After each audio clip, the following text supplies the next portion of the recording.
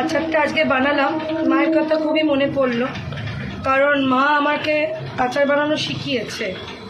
আচার বানাতে মা ওস্তাদ ছিল, মানে মায়ের হাতে রান্নাও খুব ভালো ছিল, আর আচার তো স্পেশালি ছিল, রান্নাও খুব স্পেশাল করতো। যারা মায়ের হাতে রান্না খেয়েছো, এরকম মানুষ আমার সাথে যারা আছো তারা জানো মা কত সুন্দর রান্না করতো।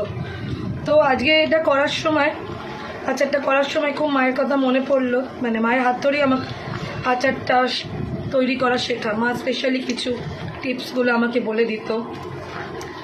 তো মা তো চলে গেল, মা যাওয়ার পরেই ফার্স্ট আমি একটা আচার বানাচ্ছি, পুরোটাই মায়ের আশীর্বাদ মাথায় নিয়ে।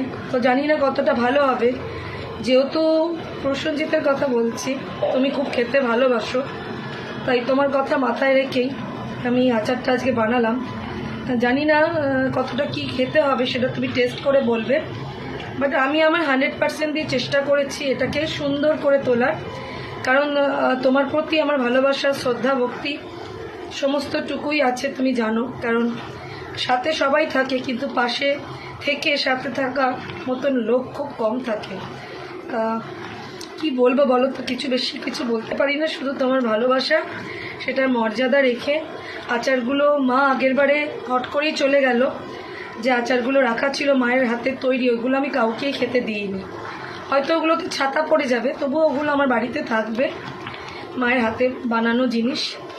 ভেবে নেব আমার ওই টাকাটা নষ্টই হয়েছে, কিন্তু ওটা আমার কাছে থাকবে।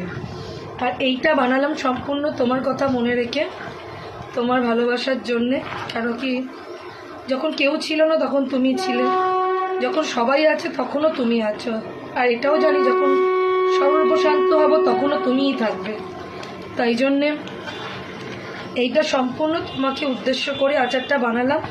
এটা একদম কমপ্লিট হয়ে গেছে, একদম তৈরি করা, টেবিলে রাখা থাকবে এক বয়াম।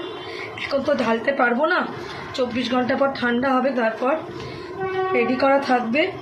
তুমি যখন ইচ্ছা হবে বার করে বাটি করে খেও, আমি বাধাও দেবো না।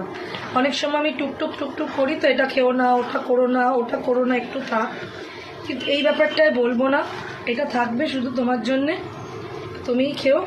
ভালোবাসার উইক বুঝি না, ভ্যালেন্টাইন বুঝি না, এটাই বুঝি কি এই ভালোবাসা সংসার নিয়েই আমাদের 365 দিনের প্রত্যেকটা বাঙালি ঘরে মেয়ের এটাই ভ্যালেন্টাইন। কেন আমরা নিজেদের ভালোবাসা উজাড় করেই তাদের সাথে আছি।